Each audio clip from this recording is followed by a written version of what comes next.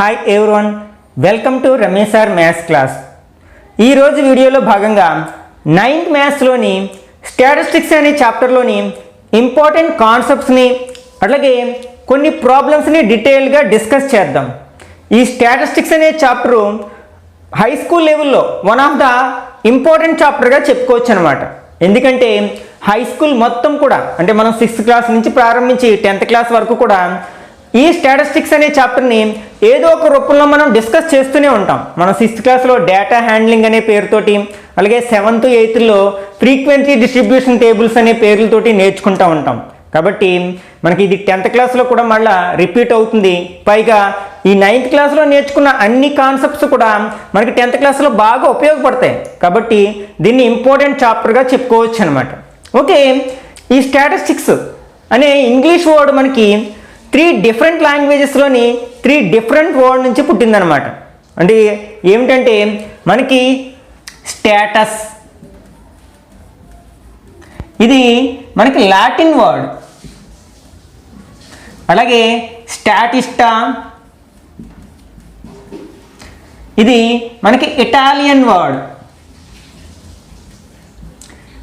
Statistic, ఇది మనకి Greek word. అంటే మనకి స్టాటిస్టిక్స్ అనే ఇంగ్లీష్ వర్డ్ మనకి స్టాటస్ అనే లాటిన్ వర్డ్ నుంచని, లేకపోతే స్టాటిస్టా అనే ఇటాలియన్ వర్డ్, లేకపోతే స్టాటిస్టిక్ అనే గ్రీక్ వర్డ్ నుంచి పుట్టిందని మనం చెప్పుకుంటూ ఉంటాం అనమాట. వీటన్నిటి యొక్క మీనింగ్ ఏంటంటే, అంటే ఆయా భాషల్లో వీటి యొక్క మీనింగ్ ఏంటంటే కింగ్డమ్. అంటే మనకి యాన్సెంట్ డేస్లో మనకి కింగ్డమ్స్ ఉండేవి, వాటిని మనకి కింగ్స్ రూల్ చేస్తూ ఉండేవారు. ఓకే, ఆ కింగ్స్ ఏం చేసేవారు, వాళ్ళ కింగ్డమ్లో ఉండే పీపుల్ యొక్క ఇన్ఫర్మేషన్ని గ్యాదర్ చేసి టేబుల్స్ రూపంలో స్టోర్ చేసేవారు, భద్రపరిచేవారు అనమాట. దాని నుంచే మనకి స్టాటిస్టిక్స్ పుట్టిందని చెప్పుకుంటూ ఉంటారనమాట. ఓకే, అసలు మనకి what is the definition of statistics? Statistics is one of the branch of mathematics dealing with data or information. అంటే మనకి స్టాటిస్టిక్స్ కూడా మ్యాథమెటిక్స్లో వన్ ఆఫ్ ద బ్రాంచ్గా చెప్పుకోవచ్చు. ఈ బ్రాంచ్లో మనం ఏం డిస్కస్ చేస్తామంటే డేటా గురించి, లేదా ఇన్ఫర్మేషన్ గురించి, డెసిషన్ మేకింగ్ గురించి, ఇట్లాంటి విషయాల గురించి ఈ స్టాటిస్టిక్స్ అనే మనం బ్రాంచ్లో డిస్కస్ చేస్తూ ఉంటాం అన్నమాట. ఓకే, మనకి ఈ డేటా అనేది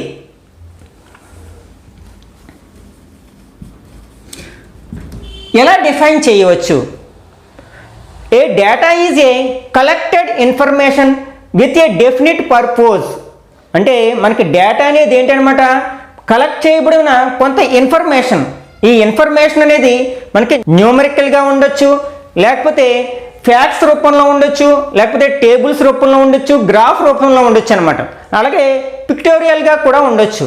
ఓకే, ఈ డేటా అనేది అంటే మనం డెసిషన్ మేకింగ్ కోసం, అంటే ఏదైనా ఒక నిర్ణయం తీసుకోవడం కోసం మనం కలెక్ట్ చేయబడిన ఇన్ఫర్మేషన్ని మనం డేటాగా డిఫైన్ చేయొచ్చు అనమాట. ఈ డేటా అనేది మనకి ఎన్ని రూపాల్లో ఉండొచ్చు అనమాట, న్యూమరికల్గా ఉండొచ్చు, అంటే నెంబర్స్ రూపంలో ఉండొచ్చు,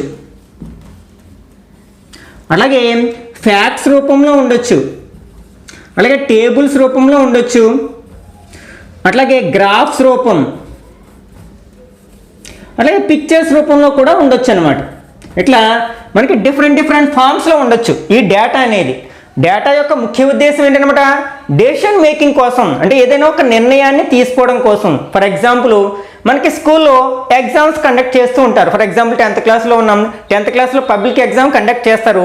ఆ ఎగ్జామ్ కండక్ట్ చేసిన తర్వాత స్టూడెంట్స్కి వచ్చిన మార్క్స్ని గ్యాదర్ చేసి దాన్ని ఆధారంగా చేసుకుని స్టూడెంట్ ఫెయిల్ అయ్యాడా, పాస్ అయ్యాడా అనేది నిర్ణయించడం జరుగుతుంది కదా. అంటే అక్కడ న్యూమరికల్గా ఉన్న డేటాని మనం డెసిషన్ మేకింగ్ కోసం, ఏ డెసిషన్ మేకింగ్ కోసం, ఆ పాసా ఫెయిలా అనేది నిర్ణయించడం కోసం కలెక్ట్ చేయబడుతుంది. కాబట్టి అది న్యూమరికల్ డేటా అవుతుందన్నమాట. ఫర్ ఎగ్జాంపుల్ మనం డైలీ టీచర్స్ అనేవాళ్ళు మనకు దగ్గర నుంచి అటెండెన్స్ తీసుకుంటారు కదా. ఓకే, ఈ అటెండెన్స్ దేనికోసం, మనల్ని ఈ అకాడమిక్ ఇయర్ ఎండింగ్లో పై తరగతికి ప్రమోట్ చేయాలా లేదా అనేది డెసిషన్ తీసుకోవడానికి మనకి ఆ అటెండెన్స్ అనేది, ఆ ఇన్ఫర్మేషన్ని మనకి కలెక్ట్ చేస్తున్నారు కదా. అంటే ఇక్కడ మనకి డేటా యొక్క ముఖ్య ఉద్దేశం ఏంటనమాట, డెసిషన్ మేకింగ్ కోసం, అంటే ఏదైనా ఒక నిర్ణయాన్ని తీసుకోవడం కోసం కలెక్ట్ చేసేది అనమాట. ఓకే, ఈ డేటా మనకి డిఫరెంట్ ఫామ్స్లో ఉండొచ్చు. అంటే మార్క్స్ అనేవి న్యూమరికల్గా ఉంటాయి, అలాగే అటెండెన్స్ ఉందనుకోండి అందులో మనకి నెంబర్స్ కనిపించవు, ప్రజెంట్ ఆబ్సెంట్ ఇట్లాంటి ఫ్యాక్ట్స్ రూపంలో ఉంటాయి, అంటే ఇన్ఫర్మేషన్ రూపంలో ఉంటాయి. అలాగే టేబుల్స్ రూపంలో ఉండొచ్చు, అలాగే గ్రాఫ్స్ రూపంలో ఉండొచ్చు, లేకపోతే పిక్చర్స్ రూపంలో కూడా ఉండొచ్చు అనమాట. ఇది డిఫరెంట్ టైప్స్ ఆఫ్ డేటా.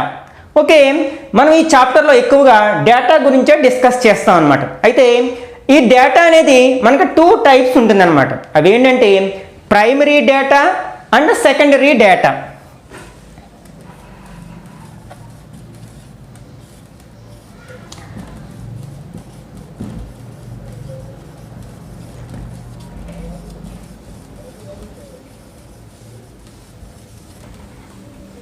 అంటే కలెక్ట్ చేయబడిన ఇన్ఫర్మేషన్ అనేది డేటా అనేది మనకి 2 వేస్లో ఉండొచ్చు.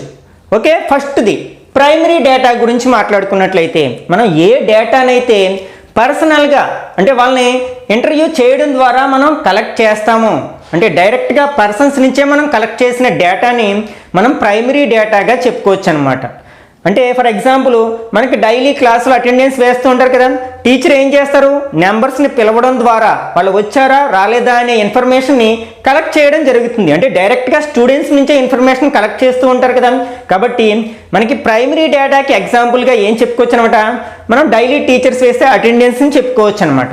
ఇంకా మనకి సెకండరీ డేటా, ఈ సెకండరీ డేటా అనేది మనకి ఆల్రెడీ కలెక్ట్ చేయబడిన డేటా నుంచి తీసుకునే దాన్ని మనం సెకండరీ డేటాగా చెప్పుకోవచ్చు. ఫర్ ఎగ్జాంపుల్ ఒక అకాడమిక్ ఇయర్ ఎండింగ్లో మన teachers class wise promotion list తయారు చేస్తారు కదా, అక్కడ మనకి టోటల్ నెంబర్ ఆఫ్ ప్రజెంట్ అంటే ఒక స్టూడెంట్ ఆ అకాడమిక్ ఇయర్లో ఎన్ని రోజులు వచ్చాడు అనేది మనకి నోట్ చేయడం జరుగుతుంది. దాని నుంచి అటెండెన్స్ పర్సంటేజ్ అనేది నిర్ణయించడం జరుగుతుంది. 70 కంటే ఎక్కువ పర్సంటేజ్ వచ్చే వాళ్ళని పై తరగతులకి ప్రమోట్ చేయడం జరుగుతుంది. అలాగే తక్కువ వచ్చిన వాళ్ళని డిటైన్ చేయడము, లేకపోతే స్పెషల్ కేసెస్లో ప్రమోట్ చేయడం, ఇట్లాంటివి అనమాట. అంటే అక్కడ మనం ప్రమోట్ చేయాలా లేదా అనే ఉద్దేశంతో అక్కడ అటెండెన్స్ని మనం కలెక్ట్ చేయడం జరిగింది. అయితే ఆ ప్రమోషన్ లిస్ట్ తయారు చేసే సమయంలో ఆ టీచరు మనకి అటెండెన్స్ కోసం స్టూడెంట్స్ దగ్గరికి నేరుగా రావాల్సిన అవసరం లేదు. ఆల్రెడీ కలెక్ట్ చేసిన అటెండెన్స్ రిజిస్టర్లో కలెక్ట్ చేసిన ఇన్ఫర్మేషన్ ఆధారంగా చేసుకుని ఆ ప్రమోషన్ లిస్ట్లో మన అటెండెన్స్ పర్సంటేజ్ని కాలిక్యులేట్ చేయడం జరుగుతుంది. అంటే ఇక్కడ మనకి టీచర్ అనే పర్సన్ మనకి ఇన్ఫర్మేషన్ని ఫేస్ టు ఫేస్ స్టూడెంట్ దగ్గర నుంచి కలెక్ట్ చేయట్లేదు, ఆల్రెడీ కలెక్ట్ చేసిన ఇన్ఫర్మేషన్ ఉపయోగించుకుని ఆ ప్రమోషన్ లిస్ట్ని తయారు చేస్తున్నాడు. కాబట్టి మనకి ఇదేమవుతుందనమాట, సెకండరీ డేటాలోనికి వస్తుందన్నమాట. అంటే ప్రైమరీ డేటా అంటే డైరెక్ట్గా వ్యక్తి నుంచే మనం ఇన్ఫర్మేషన్ని కలెక్ట్ చేస్తున్నాం, కానీ సెకండరీ డేటాలో ఏం చేస్తున్నామట, ఆల్రెడీ కలెక్ట్ చేసిన ఇన్ఫర్మేషన్ ఉపయోగించుకుని మనం నిర్ణయాలు తీసుకున్నాం, డెసిషన్ మేకింగ్ చేస్తున్నాం. ఇది ప్రైమరీ అండ్ సెకండరీ డేటాకి డిఫరెన్స్ అనమాట. అంటే మనకి ఎగ్జాంపుల్స్ ఇచ్చి ఇదిలో ఏది ప్రైమరీ డేటా ఏది సెకండరీ డేటా అని అడిగే అవకాశం ఉందన్నమాట. Okay, next representation of data. మనం ఈ డేటాని డిఫరెంట్ ఫామ్లో రిప్రజెంట్ చేస్తూ ఉంటాం. టేబుల్స్ రూపంలో రిప్రజెంట్ చేస్తాం, అలాగే గ్రాఫ్స్ రూపంలో రిప్రజెంట్ చేస్తాం, ఇంకా మనకి పిక్చర్స్ రూపంలో రిప్రజెంట్ చేస్తూ ఉంటాం. ఇప్పుడు మనకి టేబుల్స్ రూపంలో మనకి డేటాని ఎట్లా రిప్రజెంట్ చేయాలి, ఎన్ని వేస్లో రిప్రజెంట్ చేయొచ్చు అనేది ఇప్పుడు డిస్కస్ చేద్దాం. Representation of data.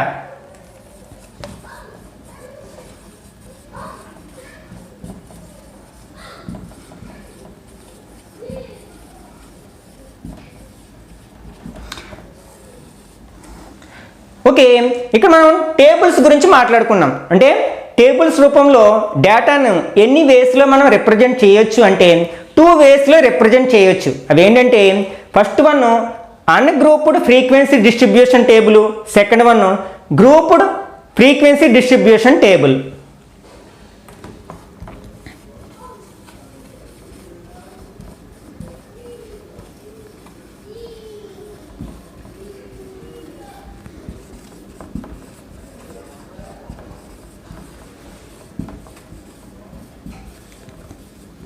And second one is grouped.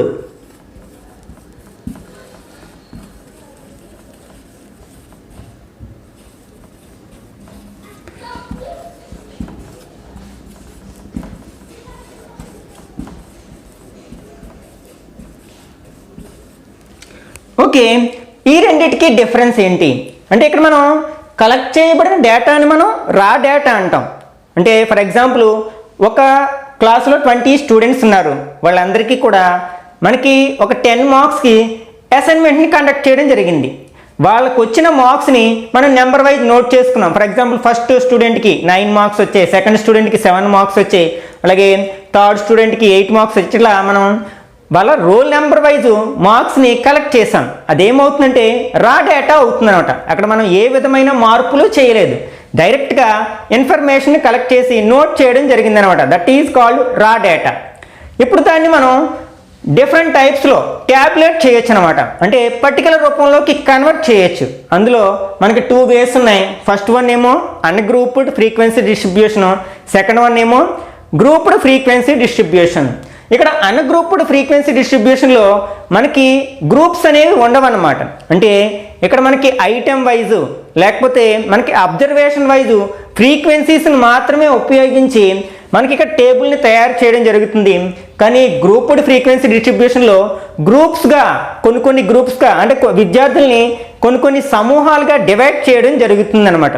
మనం ఎగ్జాంపుల్ ప్రాబ్లమ్ని సాల్వ్ చేసేటప్పుడు ఈ రెండిటికి మీకు డిఫరెన్స్ అనేది క్లియర్గా అర్థమవుతుంది అనమాట. అయితే మనకి టేబుల్స్ని తయారు చేయడంలో ముఖ్యంగా మనకి గ్రూప్డ్ ఫ్రీక్వెన్సీ డిస్ట్రిబ్యూషన్ టేబుల్ని తయారు చేయడంలో ఒక కీ రోల్ని ప్లే చేసేది ఏంటంటే రేంజ్ ఆఫ్ ద డేటా. అసలు what is the range of the data ఏంటో చూద్దాం. Range means the difference between the minimum and maximum values of the data is called range of the data. అంటే ఒక డేటాలో మనకి maximum వాల్యూకి minimum వాల్యూకి ఉన్న difference అంటే ఏం చేస్తాం, మనం మైనస్ చేస్తాం కదా, ఆ డిఫరెన్స్ చేయగా వచ్చే వాల్యూని మనం రేంజ్ ఆఫ్ ద డేటా అంటాం అనమాట. ఫర్ ఎగ్జాంపుల్ ఒక 10 మెంబర్ స్టూడెంట్స్కి అసైన్మెంట్స్ని కండక్ట్ చేయడం జరిగింది. ఆ 10 మెంబర్స్కి మార్క్స్ ఇట్లా వచ్చాయి. ఫస్ట్ నెంబర్కి 7, అలాగా 2, 9, 10, 5, 6, 4, 8, 1 అండ్ 6 ఇట్లా మార్క్స్ రావడం జరిగిందనమాట. అంటే రోల్ నెంబర్ 1కి 7 మార్క్స్, 2కి 2 మార్క్స్, 3కి ఇట్లా వచ్చాయి. ఓకే, ఇదేంటంటే రా డేటా. దీన్ని మనం ఏ విధమైన మార్పులు చేర్పులు చేయలేదు, డైరెక్ట్గా డేటాని కలెక్ట్ చేసి నోట్ చేయడం మాత్రమే జరిగిందనమాట. ఇప్పుడు మనకి దీనికి రేంజ్ కావాలి అంటే ఏం చేయాలి, difference between the maximum value and minimum value. అంటే range equal to maximum value minus minimum value చేయాల్సి ఉంటుందన్నమాట. ఇందులో ఇప్పుడు మనం కలెక్ట్ చేసిన డేటాలో మ్యాక్సిమం వాల్యూ అంటే గ్రేటెస్ట్ వాల్యూ ఏంటి 10 కదా, అంటే 10 మైనస్ స్మాలెస్ట్ వాల్యూ ఏంటి 1 అంటే 1 అంటే 10 మైనస్ 1 ఈక్వల్ టు 9 అవుతుంది. అంటే ఈ 9 అనేది ఈ డేటా యొక్క రేంజ్ అవుతుంది అనమాట. దీన్ని బేస్ చేసుకుని 1 మార్క్లోని అలాగే బిట్స్ రూపంలో మనకి క్వశ్చన్స్ అడగడానికి అవకాశం ఉందన్నమాట. కాబట్టి దీని డెఫినేషన్ కూడా అడగొచ్చాను, వాట్ ఈజ్ రేంజ్ అని. మనం ఏం చెప్పాలి అనమాట, the difference between the maximum value and minimum value of A data is called range of that data అని మనం డిఫైన్ చేయొచ్చు. ఓకే, ఇప్పుడు మనం ఈ రెండింటికి డిఫరెన్స్ని ఒకసారి అర్థం చేసుకోవడానికి ప్రయత్నిద్దాం.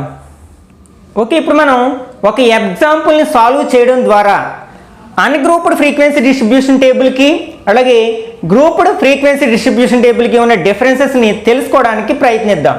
ఓకే, ఇక్కడ consider the marks obtained by 30 students in a mathematics test for a total of 10 marks. అంటే ఒక క్లాస్లో 30 స్టూడెంట్స్ ఉన్నారు, వాళ్ళందరికీ కూడా మ్యాథమెటిక్స్లో 10 మార్క్స్కి ఒక స్లిప్ టెస్ట్ని కండక్ట్ చేయడం జరిగిందనమాట. వాళ్ళకు వచ్చిన మార్క్స్ని ఇట్లా రా డేటా రూపంలో ఇట్లా ఇవ్వడం జరిగింది. దీనికి మనం అన్గ్రూప్డ్ ఫ్రీక్వెన్సీ డిస్ట్రిబ్యూషన్ టేబుల్ అట్లాగే గ్రూప్డ్ ఫ్రీక్వెన్సీ డిస్ట్రిబ్యూషన్ టేబుల్ తయారు చేయడానికి ప్రయత్నిద్దాం. First ungrouped frequency distribution table. Okay, ఇందులో ఏ విధమైన గ్రూప్స్ ఉండవు, డైరెక్ట్ మనకి marks and number of students అంటే 1 మార్క్స్ ఎంతమంది స్టూడెంట్స్కి వచ్చాయి, లేకపోతే 2 మార్క్స్ ఎంతమంది స్టూడెంట్స్కి వచ్చాయి, ఇట్లా మాత్రమే తెలుస్తుంది తప్ప ఇందులో మనం ఒకవేళ ఇదే స్టూడెంట్స్ని గ్రేడ్స్ కింద డిస్ట్రిబ్యూట్ చేయాలంటే అంటే బిలో యావరేజ్ స్టూడెంట్స్ ఎవరు, యావరేజ్ స్టూడెంట్స్ ఎవరు, అబోవ్ యావరేజ్ స్టూడెంట్స్ ఎవరు, ఇట్లాంటి వాటిని మనం నిర్ణయించాలి అంటే ఖచ్చితంగా we have to prepare grouped frequency distribution table.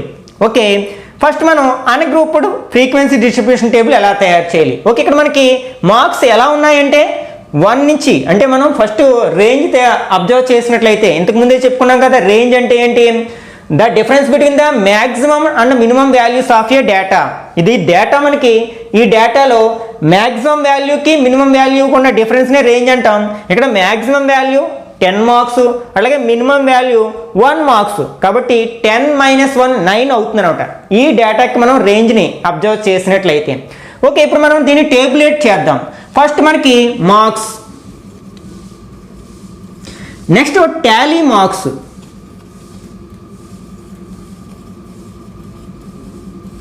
Next number of students. అంటే మనం అన్గ్రూప్డ్ ఫ్రీక్వెన్సీ డిస్ట్రిబ్యూషన్ టేబుల్ తయారు చేయాలంటే ఇక్కడ మనకి 3 హెడ్డింగ్స్ వస్తాయి అన్నమాట.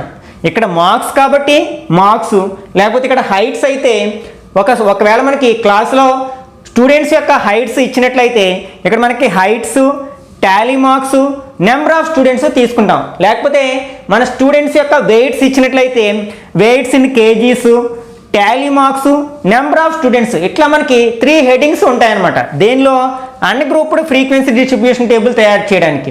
ఓకే, ఇప్పుడు ఈ మార్క్స్ అన్నింటినీ అబ్జర్వ్ చేసినట్లయితే మనకి లీస్ట్ మార్క్ ఏంటి 1 కదా, కాబట్టి మనం 2 మార్క్స్ వచ్చిన వాళ్ళు ఉన్నారు, అలాగే 3 మార్క్స్ వచ్చిన వాళ్ళు ఉన్నారు, 4, 5, 6, 7, 8, అలాగే 9, 10 మార్క్స్ కూడా వచ్చిన వాళ్ళు ఉన్నారు. అంటే ఏ మార్క్స్ వచ్చితే అవి రాసుకుంటాం. ఒకవేళ మనం ఏదైనా ఒక మార్కు ఎవరికి రానట్లయితే దాన్ని లీవ్ చేసినా పర్వాలేదు, లేకపోతే రాసుకుంటాం. కాకపోతే ఇక్కడ నెంబర్ ఆఫ్ స్టూడెంట్స్ దగ్గర 0 వస్తుందన్నమాట. ఓకే, మనకి ఇక్కడ డేటాలో ఉన్న అన్ని నెంబర్స్ని అసెండింగ్ ఆర్డర్లో రాసేసాం. ఇప్పుడు టాలీ మార్క్స్. టాలీ మార్క్స్ అంటే ఇక్కడ ఏం చేస్తామంటే ఒక్కొక్క మార్క్ని మనం చదువుతూ ఇక్కడ ఒక నిలువు గీత రూపంలో దాని యొక్క సంఖ్యని రిప్రజెంట్ చేస్తూ ఉంటాం అనమాట. ఫర్ ఎగ్జాంపుల్ ఈ 5 మార్క్స్ మనం కన్ఫ్యూజ్ అవ్వకుండా ఉండడం కోసం ఏవి మనం ఆల్రెడీ కంప్లీట్ చేసాము, ఏమి ఇంకా కంప్లీట్ చేయలేదని తెలియడం కోసం వాటిని పెన్సిల్ తోటో పెన్ తోటో మనం కట్ చేసుకుంటూ వెళ్ళినట్లయితే మనకి టోటల్లో ఏ విధమైన డిఫరెన్స్ రాదనమాట. ఓకే, ఫస్ట్ నెంబర్ మనం రీడ్ చేసాం 5. ఈ 5 ఎదురుగుండా మనం ఒక నిలువు గీతతో రిప్రజెంట్ చేస్తాం. This is Tally of marks అనమాట. అట్లాగే నెక్స్ట్ 8 మార్క్స్, 8కి ఎదురుకుండా ఒక నిలువు గీత. అట్లాగే 6 marks, next 4 marks, next 2, 5, next 4, 9, 10, next 2, 1, 1, 3, 4, 5, 8, 6, 7, 10, 2, 5, 8, next 6, 7, 10, 2, 8, 6, 4, 2. Okay, ఇట్లా మనం నిలువు గీతలు గీసేటప్పుడు మనకి 4 తర్వాత వచ్చే 5ని ఇట్లా క్రాస్గా డ్రా చేయడం జరుగుతుంది. అంటే అక్కడికి మనం ఒక గ్రూప్ కింద, అంటే ఇట్లా ఎందుకు చేస్తాము అంటే మనకి కౌంట్ చేయడానికి వీలుగా అనమాట. ఇట్లా ఒక కట్టల కింద కట్టుతూ ఉంటాం అనమాట. అంటే ఇది ఒక 5 బండిల్ అనమాట. అంటే మనం ఇట్లా డైరెక్ట్గా ఈ నిలువు వరుసల్ని, నిలువు గీతల్ని కౌంట్ చేయవసరం లేకుండానే దీన్ని 5గా కౌంట్ చేయొచ్చు అనమాట. ఓకే, ఇప్పుడు మనం అన్ని మార్క్స్ని రీడ్ చేస్తూ ఈ టేబుల్లో టాలీ మార్క్స్ని కంప్లీట్ చేయడం జరిగింది. ఓకే, ఇప్పుడు మనం నెంబర్ ఆఫ్ స్టూడెంట్స్, ఇక్కడ మనకి 2 వెర్టికల్ లైన్స్ ఉన్నాయి కదా, అంటే నెంబర్ ఆఫ్ స్టూడెంట్స్ ఎంతమంది అనమాట 2. ఇక్కడ మనకి చూడగానే మనం దీన్ని కౌంట్ చేయవసరం లేకుండానే చెప్పేసేయచ్చు. ఇది ఒక బండిల్గా ఉంది కదా, ఒక బండిల్లో మనకి ఎన్ని ఉంటాయి 5 ఉంటాయి, కాబట్టి ఇది 5. Next 1, 4, 4, again 4, next 2, 3, 2, 3. ఇది మనకి అన్గ్రూప్డ్ ఫ్రీక్వెన్సీ డిస్ట్రిబ్యూషన్ టేబుల్ అనమాట. దీన్ని మనం నీట్గా ఒక టేబుల్ డ్రా చేస్తాం. ఓకే, ఇవి హెడింగ్స్, అలాగే ఇవి మార్క్స్, ఇవి టాలీ మార్క్స్. అండ్ ఇక్కడ మనకి టోటల్ చేసినట్లయితే 2 + 5 7 8 12 16 20 22 25 27 30 అంటే టోటల్ మనకి 30 వచ్చింది. అంటే ఇక్కడ total number of students in the class ఎంత 30 కదా. అంటే మనం అన్నిటినీ కూడా రీడ్ చేసి నోట్ చేయడం జరిగిందనమాట. ఇది మనకి డేటా ఇచ్చి మనకి frequency and distribution table ungrouped frequency distribution table తయారు చేయండి అంటే మనం ఇట్లా చేయాల్సి ఉంటుందన్నమాట. ఓకే, ఇదే డేటా. అంటే ఇప్పుడు మనం టేబులేట్ చేస్తాం ఇక్కడ డేటాని, కానీ దీన్ని ఉపయోగించి మనం స్టూడెంట్స్ యొక్క పెర్ఫార్మెన్స్ని మనం డిసైడ్ చేయడం కొంచెం కష్టం అవుతుంది. దీన్నే మనం గ్రూప్స్ రూపంలో మనం చేసినట్లయితే, అంటే డేటాను మనం నోట్ చేసేటప్పుడు మనం స్టూడెంట్స్ని కొన్ని గ్రూప్స్గా డివైడ్ చేసినట్లయితే ఇందులో మనకి ఈ బిలో యావరేజ్ స్టూడెంట్స్ ఎవరు, అలాగే యావరేజ్ స్టూడెంట్స్ ఎవరు, అలాగే అబోవ్ యావరేజ్ స్టూడెంట్స్ ఎవరు, ఇట్లాంటి డెసిషన్ తీసుకోవాలంటే మనం ఖచ్చితంగా గ్రూప్డ్ ఫ్రీక్వెన్సీ డిస్ట్రిబ్యూషన్ టేబుల్ని తయారు చేయాల్సి ఉంటుందన్నమాట. ఓకే, ఫర్ ఎగ్జాంపుల్ 1 నుంచి 3 వరకు మార్క్స్ వచ్చిన వాళ్ళు బిలో యావరేజ్, అంటే వీళ్ళు ఇంకా హార్డ్ వర్క్ చేయాల్సి ఉంది అని మనం నిర్ణయం తీసుకోవచ్చు. వాళ్ళ మీద ప్రత్యేక శ్రద్ధ తీసుకోవాలి అని టీచర్ భావించినప్పుడు ఇట్లా గ్రూప్ చేసుకున్నట్లయితే 1 to 3 వచ్చిన వాళ్ళు బిలో యావరేజ్ స్టూడెంట్స్, అలాగే 4 to 6 వచ్చిన వాళ్ళు యావరేజ్ స్టూడెంట్స్గా, అలాగే 7 to 10 వచ్చిన వాళ్ళు అబోవ్ యావరేజ్ అండ్ గుడ్ స్టూడెంట్స్గా డివైడ్ చేసుకున్నట్లయితే టీచర్కి డెసిషన్ మేకింగ్కి చాలా యూజ్ అవుతుంది అనమాట. అంటే బిలో యావరేజ్ స్టూడెంట్స్ మీద కొంచెం కాన్సన్ట్రేట్ చేయాలి అనే ఒక అవగాహన వస్తుంది అనమాట. ఓకే, ఎవరెవరి మీద ఎంతమంది మీద మనం కాన్సన్ట్రేట్ చేయాలి, ఇంకా స్పెషల్ కేర్ తీసుకోవాలనేది డిసైడ్ చేయాలంటే మనకి grouped frequency distribution table prepare చేయాల్సి ఉంటుందన్నమాట. ఓకే, ఇక్కడ మనం ఫ్రీక్వెన్సీ డిస్ట్రిబ్యూషన్ టేబుల్ తయారు చేద్దాం. ఓకే, ఇక్కడ మనం 3 గ్రూప్స్ కింద డివైడ్ చేయాలనుకుంటున్నాం. Below average, average and above average. Okay, మనకి ఇక్కడ మార్క్స్ ఎట్లా తీసుకున్నాం అంటే 1 to 3 వీళ్ళని బిలో యావరేజ్గా డిసైడ్ చేస్తున్నాం. అలాగే 4 to 6 వీళ్ళ యావరేజ్ స్టూడెంట్స్ కానీ, అంటే 4 మార్క్స్ నుంచి 6 మార్క్స్ వరకు వచ్చిన వాళ్ళు, అలాగే 7 to 10 మార్క్స్ వచ్చిన వాళ్ళు అబోవ్ యావరేజ్ కానీ మనం నిర్ణయించడం జరుగుతుంది అనమాట. నెక్స్ట్ ఇక్కడ టాలీ మార్క్స్ అనేవి సేమ్ అలానే ఉంటుంది, నెంబర్ ఆఫ్ స్టూడెంట్స్ కూడా మార్పు ఉండదు అనమాట. ఇక్కడ టాలీ మార్క్స్ రాస్తాం. అట్లాగే ఇక్కడ number of students. Okay, same ఇంతకు ముందు ఇలాగే మనం ఏం చేస్తాం, ఒక్కొక్క మార్క్ని రీడ్ చేస్తూ దాన్ని కట్ చేసి ఇక్కడ మనం టాలీ మార్క్స్లో నోట్ చేస్తాం. ఆల్రెడీ కట్ చేసాం కాబట్టి 5 ఇప్పుడు ఏ గ్రూప్లోకి వస్తుంది, 4 to 6 గ్రూప్లోకి వస్తుంది అనమాట.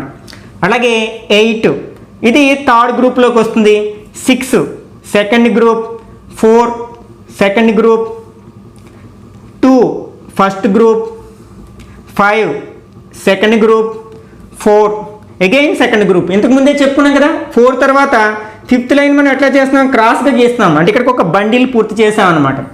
Next 9 last group, 10 last group, 2 first group, 1 again first group, 1 3 ఇక్కడ కూడా మనకి 4 కంప్లీట్ అయ్యాయి కాబట్టి 5th లైన్ మనం క్రాస్గా డ్రా చేస్తాం.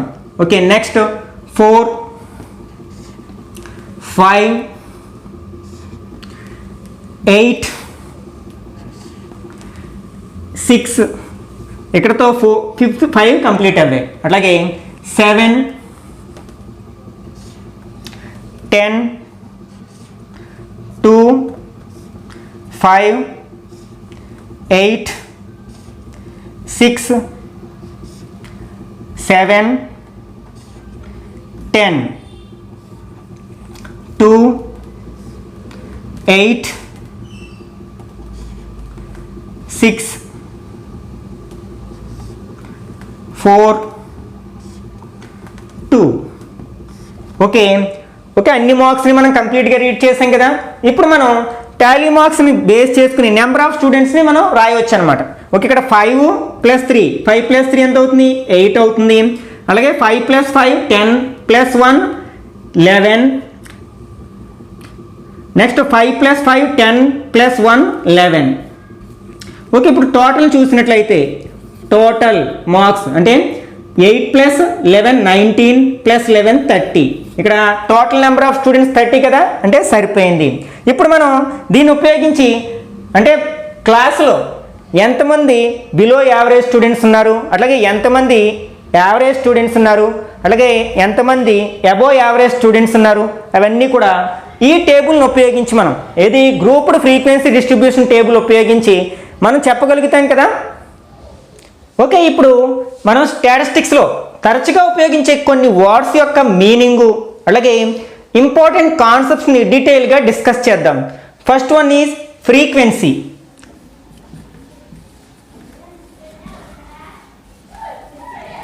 మనం ఇంతకుముందు ఎగ్జాంపుల్లో ఒక క్లాస్లో 30 స్టూడెంట్స్ ఉన్నప్పుడు ఆ స్టూడెంట్స్ని వచ్చిన మార్క్స్ని బేస్ చేసుకుని ఫ్రీక్వెన్సీ డిస్ట్రిబ్యూషన్ టేబుల్ తయారు చేసాం కదా.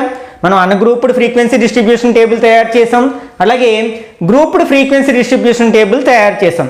అయితే అందులో మనకి 1 మార్క్ వచ్చిన వాళ్ళు ఎంతమంది ఉన్నారు, 2 మార్క్స్ వచ్చిన వాళ్ళు ఎంతమంది ఉన్నారు అనేది మనకి అన్గ్రూప్డ్ ఫ్రీక్వెన్సీ డిస్ట్రిబ్యూషన్ టేబుల్లో మనకి క్లియర్గా కనిపిస్తుంది కదా. ఫర్ ఎగ్జాంపుల్ మనకి 1 మార్క్ వచ్చిన స్టూడెంట్స్ ఒక 3 మెంబర్స్ ఉన్నారు అనుకున్నట్లయితే ఇక్కడ 3 is called the frequency of the observation 1. ఇక్కడ మనకు మార్క్స్ అనేవి అబ్జర్వేషన్స్ అనమాట. అంటే 1 నుంచి 10 వరకు మార్క్స్ వచ్చిన వాళ్ళు అంటే కదా, ఆ మార్క్స్ అనేవి అబ్జర్వేషన్స్ అయితే నెంబర్ ఆఫ్ స్టూడెంట్స్ అనేది వాటి యొక్క రెస్పెక్టెడ్ ఫ్రీక్వెన్సీస్ని రిప్రజెంట్ చేస్తుంది అనమాట. ఫర్ ఎగ్జాంపుల్ 5 మార్క్స్ వచ్చిన వాళ్ళు 4 మెంబర్స్ ఉన్నట్లయితే ఇక్కడ మనకి 4 అనే దాన్ని మనం ఏమంటాం అనమాట, ఫ్రీక్వెన్సీ ఆఫ్ 5. ఇక్కడ 5 అనేది ఒక అబ్జర్వేషన్. ఓకే, ఆ అబ్జర్వేషన్ యొక్క ఫ్రీక్వెన్సీ ఎంత అనమాట, లేకపోతే ఐటమ్, ఆ ఐటమ్ యొక్క ఫ్రీక్వెన్సీ 4 అవుతుంది. ఒకవేళ మనకి 7 మార్క్స్ వచ్చిన వాళ్ళు ఒక్కరు కూడా లేనట్లయితే అంటే నెంబర్ ఆఫ్ స్టూడెంట్స్ 0 అయినట్లయితే ఇక్కడ 7 యొక్క ఫ్రీక్వెన్సీ ఎంత అవుతుంది అనమాట, 0 అవుతుంది. This is the meaning off frequency. అంటే ఒక ఐటమ్, ఒక అబ్జర్వేషన్ అనేది ఎన్నిసార్లు రిపీట్ అయింది అనేది మనకి ఈ ఫ్రీక్వెన్సీ ద్వారా తెలుస్తుంది అనమాట.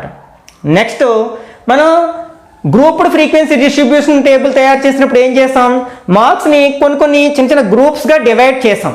1 to 3 అని, 4 to 6 అని, అలాగే 7 to 10 అని ఇట్లాంటి గ్రూప్స్గా తయారు చేసాం కదా. అంటే మన కన్వీనియంట్ కోసం ఇచ్చిన మార్క్స్ని అంటే ఇట్లాంటి గ్రూప్డ్ ఫ్రీక్వెన్సీ డిస్ట్రిబ్యూషన్ టేబుల్ ఎప్పుడు బాగా సహాయపడుతుందంటే మనకి ఇచ్చిన డేటాలో లార్జ్ నెంబర్ ఆఫ్ ఐటమ్స్ ఉన్నప్పుడు, లార్జ్ నెంబర్ ఆఫ్ అబ్జర్వేషన్స్ ఉన్నప్పుడు మనకి ఈ గ్రూప్డ్ ఫ్రీక్వెన్సీ డిస్ట్రిబ్యూషన్ టేబుల్ అనేది చాలా కన్వీనియంట్గా ఉంటుందన్నమాట. కాబట్టి మన కన్వీనియన్స్ కోసం ఏం చేసాం, అబ్జర్వేషన్స్ని కొన్ని గ్రూప్స్గా డివైడ్ చేసాం. ఆ గ్రూప్స్ని మనం ఏమంటామంటే మనం క్లాసెస్ అంటాం అనమాట. అంటే మనం ఇంతకు ముందు ఎగ్జాంపుల్లో మార్క్స్ని ఎట్లా డివైడ్ చేసాం, 1 to 3 అనేది ఒక గ్రూప్ గాను, అలాగే 4 to 6 ఒక గ్రూప్గా, 7 to 10 ఇలా గ్రూప్స్ చేసాం కదా. వీటిని మనం క్లాసెస్ అంటాం అనమాట, క్లాసెస్. ఓకే, నెక్స్ట్ ప్రతి క్లాస్కి కూడా మనకి 2 లిమిట్స్ ఉంటాయి. అవి ఏంటంటే lower limit and upper limit. ఇక్కడ ఫర్ ఎగ్జాంపుల్ ఫస్ట్ క్లాస్ని తీసుకున్నాం, ఫస్ట్ గ్రూప్ని తీసుకున్నాం. ఇదేంటి 1 to 3 అనేది ఫస్ట్ గ్రూప్, దీన్నే మనం క్లాస్ అంటున్నాం కదా. ఈ క్లాస్లో దీన్ని మనం లోవర్ లిమిట్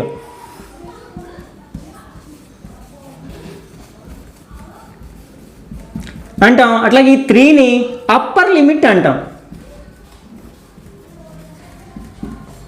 ఓకే, అంటే మనకి గ్రూప్డ్ ఫ్రీక్వెన్సీ డిస్ట్రిబ్యూషన్ టేబుల్ తయారు చేసినప్పుడు ఉపయోగించే గ్రూప్స్నే మనం క్లాసెస్ అంటున్నాము. అలాగే ఈచ్ అండ్ ఎవ్రీ క్లాస్కి మనకి 2 లిమిట్స్ ఉంటాయి. వాటిలో మనకి లీస్ట్ వాల్యూని మనం లోవర్ లిమిట్ అని, అలాగే గ్రేటెస్ట్ వాల్యూని అప్పర్ లిమిట్ కానీ రిప్రజెంట్ చేయడం జరుగుతుంది అనమాట. ఓకే, ఈ రెండిటికి ఉన్న డిఫరెన్స్ని మనం క్లాస్ ఇంటర్వాల్ అంటాం. అయితే క్లాస్ ఇంటర్వాల్ చూసేటప్పుడు మనకి మధ్యలో మనకి ఎన్ని మార్క్స్ వస్తున్నాయో కౌంట్ చేయాలన్నమాట. ఇక్కడ ఫర్ ఎగ్జాంపుల్ 1 to 3 ఉన్న వాళ్ళని ఒక గ్రూప్గా తీసుకోవడం జరిగింది. మనకి 3లోంచి 1 మైనస్ చేస్తే 2 వస్తుంది. కానీ యాక్చువల్గా ఈ క్లాస్ అంటే క్లాస్ ఇంటర్వాల్ ఎంత అవుతుందంటే మనం 1 వచ్చిన వాళ్ళని అదే గ్రూప్లో రాసాం, 2 మార్క్స్ వచ్చిన వాళ్ళని అదే గ్రూప్లో రాసాం, 3 మార్క్స్ వచ్చిన వాళ్ళని అదే గ్రూప్లో రాసాం. కాబట్టి ఇక్కడ మన క్లాస్ ఇంటర్వాల్ ఎంత అవుతుందంటే 3 అవుతుంది. దీనే మనం సైజ్ ఆఫ్ ద క్లాస్ అని, హైట్ ఆఫ్ ద క్లాస్ అని అంటూ ఉంటాం అనమాట. Class interval or size of the class or height of the class.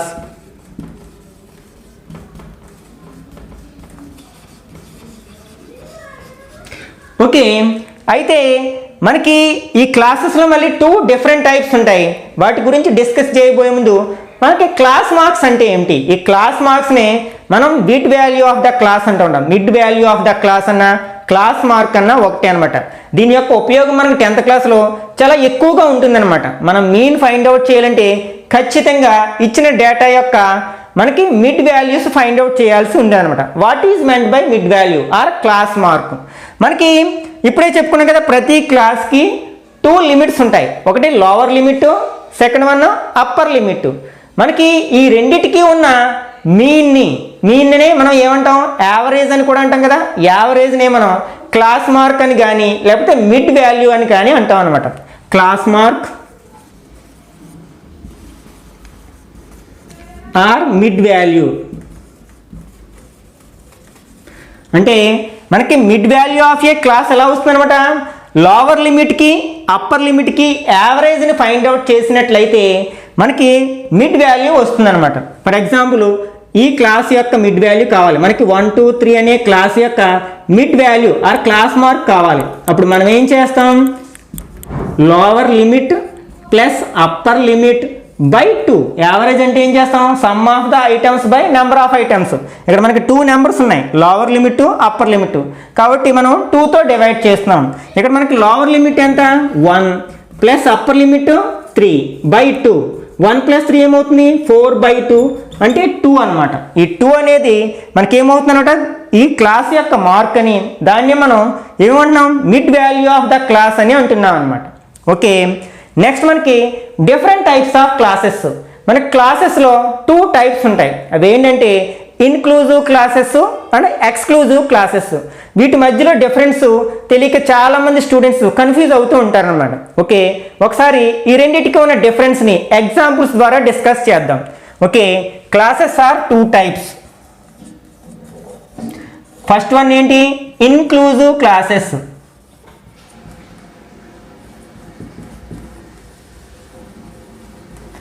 And second one exclusive classes.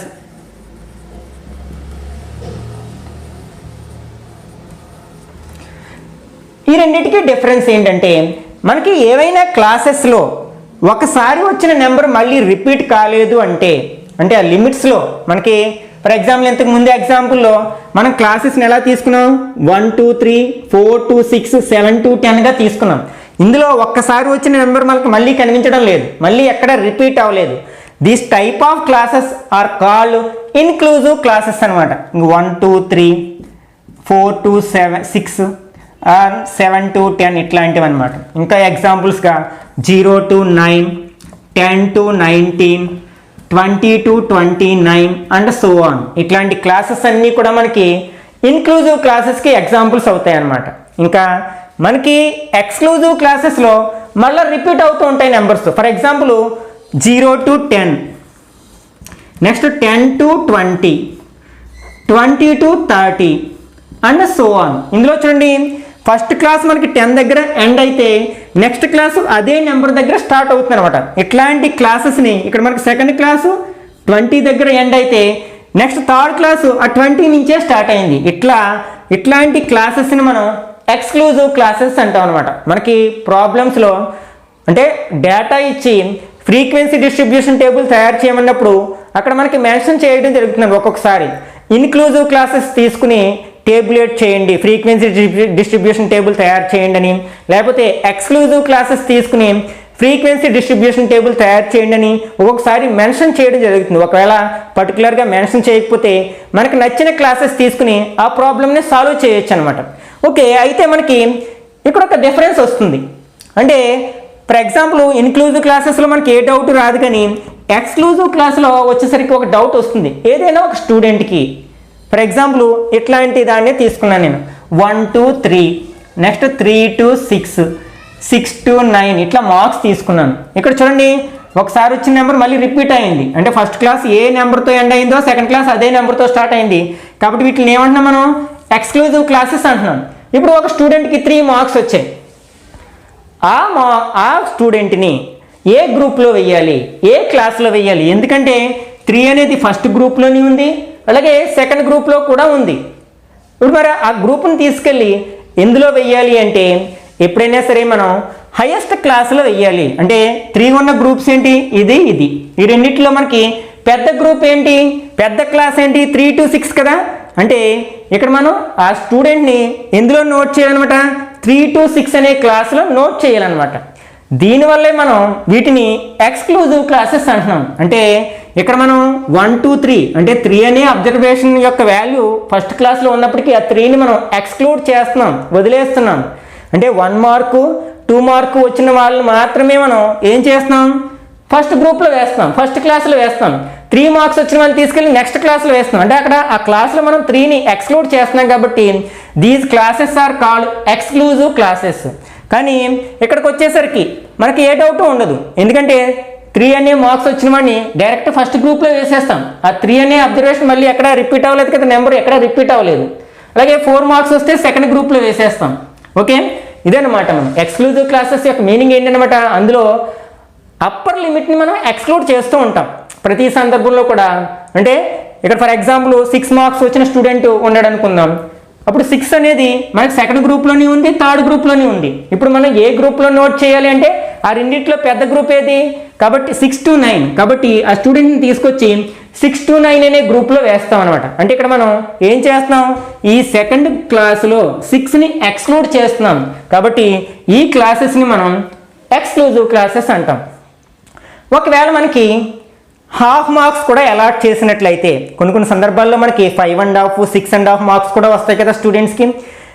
Okay, ఇప్పుడు మనం ఇన్క్లూజివ్ క్లాసెస్ గురించి మాట్లాడుకుందాం. ఎవరికో మనకి ఒక 30 మార్క్స్కి అసైన్మెంట్ టెస్ట్ పెట్టాం. అందులో ఒక స్టూడెంట్కి మనకి 9.5 మార్క్స్ వచ్చాయి.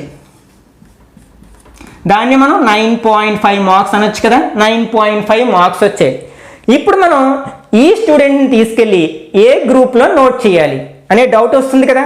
ఒకసారి ఇన్క్లూజివ్ క్లాసెస్ని అబ్జర్వ్ చేసామనుకోండి, ఇక్కడ మనకి 9 వరకు వచ్చిన మార్క్స్ని ఫస్ట్ గ్రూప్లో వేయగలం. అలాగే 10 నుంచి 19 వరకు మార్క్స్ వచ్చిన స్టూడెంట్ని తీసుకెళ్ళి సెకండ్ గ్రూప్లో వేయగలం. కానీ మరి 9.5 మార్క్స్ వచ్చిన స్టూడెంట్ని మనం ఏ గ్రూప్లో నోట్ చేయాలంటే ఇక్కడ అసలు 9.5 మార్క్స్ ఉన్న గ్రూప్ ఏది లేదు కదా. అదే మనం ఎక్స్క్లూజివ్ క్లాసెస్ని తీసుకున్నాం అనుకోండి, మనం 0 to 10 అంటే 9.5 ఇందులోకే వస్తుంది కదా. కాబట్టి తీసుకెళ్ళి ఫస్ట్ గ్రూప్లో వేసేస్తాం. కానీ ఇన్క్లూజివ్ క్లాసెస్ వచ్చేసరికి డౌట్ వస్తుంది. మరి ఇట్లాంటి సమయంలో మనం ఏం చేయాలి అంటే మనకి అప్పుడే మనం ఈ క్లాస్ బౌండరీస్ గురించి తెలుసుకోవాలన్నమాట. అంటే ఇక్కడ లిమిట్స్ వేరు, బౌండరీస్ వేరు. చాలామంది స్టూడెంట్స్ ఈ రెండింటికి మధ్య డిఫరెన్స్ తెలియక చాలా కన్ఫ్యూజ్ అయిపోతూ ఉంటారన్నమాట. అసలు లిమిట్స్ అంటే ఏంటి, బౌండరీస్ అంటే ఏమిటి? ఇప్పుడు మనం ఇన్క్లూజివ్ క్లాసెస్ తీసుకున్నాం. ఒక ప్రాబ్లమ్ సాల్వ్ చేయడానికి మనకు కొంత డేటా ఇచ్చారు. ఆ డేటాను ఉపయోగించి ఇన్క్లూజివ్ క్లాసెస్ తీసుకుని ఒక ఫ్రీక్వెన్సీ డిస్ట్రిబ్యూషన్ టేబుల్ తయారు చేయమన్నారు. కానీ ఇచ్చిన డేటాలో 9.5 అనే ఒక అబ్జర్వేషన్ ఉంది. మరి ఆ అబ్జర్వేషన్ ఎలా నోట్ చేయాలి? ఇక్కడేమో 9.5 ఉన్న క్లాస్ ఏదీ లేదు, గ్రూప్ ఏదీ లేదు. అంటే అప్పుడు మనం ఈ క్లాసెస్కి బౌండరీస్ నిర్ధారించాలన్నమాట. వాటిని క్లాస్ బౌండరీస్ అంటాం అనమాట. ఓకే, ఇక్కడ మనకి లిమిట్స్ ఉన్నాయి. ఓకే, ఇది లోవర్ లిమిట్, అప్పర్ లిమిట్. అదే ఈ క్లాస్ అయినట్లయితే ఇది లోవర్ లిమిట్, అప్పర్ లిమిట్. ఇప్పుడు బౌండరీస్ ఇక్కడ ఏమో మనకి క్లాసెస్ ఉన్నాయి. క్లాసెస్ ఏంటవి? మనకి 0 to 9, అలాగే 10 to 19, 20 to 29. ఇవి క్లాసెస్. ఓకే, ఇందులో ఫస్ట్ క్లాస్ యొక్క లిమిట్ ఏంటి? లోవర్ లిమిట్ ఏమో 0, అప్పర్ లిమిట్ 9. అలాగే సెకండ్ క్లాస్ యొక్క లోవర్ లిమిట్ 10, అప్పర్ లిమిట్ 19. ఇప్పుడు బౌండరీస్ మనం డిసైడ్ చేయాల్సి ఉందన్నమాట. మనం ఈ బౌండరీస్ రాసేటప్పుడు ఇవి ముఖ్యంగా ఇన్క్లూజివ్ క్లాసెస్లోనే మనకి ఈ క్లాసు మనకి లిమిట్స్కి బౌండరీస్కి డిఫరెన్స్ కనిపిస్తుంది. కానీ ఎక్స్క్లూజివ్ క్లాసెస్లో మనకి డిఫరెన్స్ ఉండదన్నమాట. అంటే ఈ ఎక్స్క్లూజివ్ క్లాసెస్లో ఏవైతే మనకి లిమిట్స్ అవుతాయో బౌండరీస్ కూడా అయ్యే అవుతాయి. కానీ ఇన్క్లూజివ్ క్లాసెస్లో లిమిట్స్ డిఫరెంట్గా ఉంటాయి, బౌండరీస్ డిఫరెంట్గా ఉంటాయి. ఇప్పుడు మనకి దీని బౌండరీ డిసైడ్ చేసేటప్పుడు అంటే ఇక్కడ lower boundary, upper boundary decide చేయాలి. ఇవి లిమిట్స్ ఉన్నాయి. వీటిని తీసుకుని మనం బౌండరీస్ ప్రిపేర్ చేయాలి. అప్పుడు మనం ఏం చేయాలంటే లోవర్ లిమిట్లోంచి 0.5 మైనస్ చేయాలి, అప్పర్ లిమిట్కి 0.5 యాడ్ చేస్తూ ఉండాలి. అప్పుడు మనకి బౌండరీస్ వస్తాయి అనమాట. అయితే మనకి 0లోంచి మైనస్ చేస్తే నెగిటివ్ నెంబర్ వస్తుంది కాబట్టి మనం 0నే డిసైడ్ చేయొచ్చు బౌండరీగా, లోవర్ బౌండరీగా. ఇప్పుడు అప్పర్ బౌండరీ అంటే ఏం చెప్తున్నాను నేను, అప్పర్ లిమిట్కి 0.5 యాడ్ చేయాలి, అంటే 9.5. అట్లాగే ఇప్పుడు మనకి సెకండ్ క్లాస్కి వస్తున్నాం. ఇక్కడ లోవర్ లిమిట్ ఎంత 10, మనకి దీన్ని బౌండరీలోకి మార్చాలి, అంటే 0.5 మైనస్ చేయాలి లోవర్ బౌండరీలోంచి, అంటే 9.5 అవుతుంది. అలాగే అప్పర్ లిమిట్కి మనం 0.5 యాడ్ చేయాలి, అంటే మనకి 19.5 అవుతుంది. అట్లాగే ఇక్కడ మనకి థర్డ్ క్లాస్లో లోవర్ లిమిట్ 20, దీనికి బౌండరీ డిసైడ్ చేయాలంటే మనం ఏం చేయాలి, లోవర్ లిమిట్కి లోంచి 0.5 మైనస్ చేయాలి, అంటే 19.5 అవుతుంది. అలాగే అప్పర్ లిమిట్కి 0.5 యాడ్ చేస్తే 29.5 అవుతుంది. ఓకే, ఇప్పుడు మనకి బౌండరీస్ని డిసైడ్ చేయడం జరిగింది. ఓకే, ఇప్పుడు బౌండరీస్ వచ్చాయి కాబట్టి మనం 9.5 మార్క్స్ వచ్చిన వాళ్ళని వేసేయడం చాలా ఈజీ. ఇప్పుడు ఏ గ్రూప్లో వేయాలంటే ఇక్కడ చూడండి, ఇప్పుడు ఇవి ఎక్స్క్లూజివ్ క్లాసెస్గా మారిపోయి 9.5 ఇందులోనే ఉంది, అలాగే ఇందులో కూడా ఉంది. మనం సాధారణంగా ఏం చేస్తున్నాం, పెద్ద క్లాస్ ఏదైతే తీసుకెళ్ళి అందులో వేస్తున్నాం. అంటే ఇప్పుడు ఈ 9.5 ఈ స్టూడెంట్ని ఏ గ్రూప్లో నోట్ చేయాలన్నమాట, మనం సెకండ్ గ్రూప్లో నోట్ చేయాల్సి ఉందన్నమాట. ఎందుకంటే 9.5 అనేది ఫస్ట్ గ్రూప్లోనే ఉంది, సెకండ్ గ్రూప్లోనే ఉంది. మనం సాధారణంగా పెద్ద గ్రూప్లో తీసుకెళ్ళి నోట్ చేస్తాం కాబట్టి మనం సెకండ్ గ్రూప్లో ఈ 9.5 మార్క్ వచ్చిన విద్యార్థిని నోట్ చేయడం జరుగుతుంది అనమాట. ఇది మనకి difference between the inclusive classes and exclusive classes. అంటే మనకి ఇన్క్లూజివ్ క్లాసెస్ తీసుకున్నట్లయితే క్లాస్ ఇంటర్వాల్స్, క్లాస్ బౌండరీస్ డిఫరెంట్గా ఉంటాయి. అదే ఎక్స్క్లూజివ్ క్లాసెస్లో అట్లాంటి డిఫరెన్స్ ఏమి ఉండదు అనమాట. వీటినే మనం లోవర్ లిమిట్, అప్పర్ లిమిట్ అంటాం, వాటిని లోవర్ బౌండరీ, అప్పర్ బౌండరీ కూడా అనవచ్చు అనమాట. ఓకే, ఈ రెండింటి యొక్క డిఫరెన్స్ని ఖచ్చితంగా గుర్తుపెట్టుకోవాల్సి ఉందన్నమాట. ఎందుకంటే మనం ఎక్సర్సైజ్లో ఉన్న ప్రాబ్లమ్స్ని సాల్వ్ చేయాలంటే ఈ రెండింటికి ఉన్న డిఫరెన్స్ తెలియాల్సి ఉంది. ఓకే, ఇప్పటి వరకు మనం ఈ స్టాటిస్టిక్స్ అనే చాప్టర్లో ఉన్న అన్ని కాన్సెప్ట్ని డీటెయిల్గా డిస్కస్ చేయడం జరిగింది. వీటిని బేస్ చేసుకుని ఫస్ట్ ఎక్సర్సైజ్లో ఉన్న ప్రాబ్లమ్స్ని నెక్స్ట్ పార్ట్లో డిస్కస్ చేద్దాం. ఈ వీడియో నచ్చినట్లయితే లైక్ చేయండి, అలాగే మీ ఫ్రెండ్స్ కూడా షేర్ చేయండి. ఇట్లాంటి మరిన్ని వీడియోస్ కోసం ఛానల్ని సబ్స్క్రైబ్ చేసి పక్కన ఉన్న బెల్ ఐకాన్ని క్లిక్ చేసినట్లయితే నేను వీడియో పోస్ట్ చేసిన ప్రతిసారి మీకు నోటిఫికేషన్ రూపంలో తెలుస్తుంది. వెంటనే ఆ వీడియో చూసే అవకాశం ఉంటుంది. నెక్స్ట్ వీడియోలో మరొక ఇంట్రెస్టింగ్ టాపిక్తో మళ్ళీ కలుసుకుందాం. Till then, bye bye now.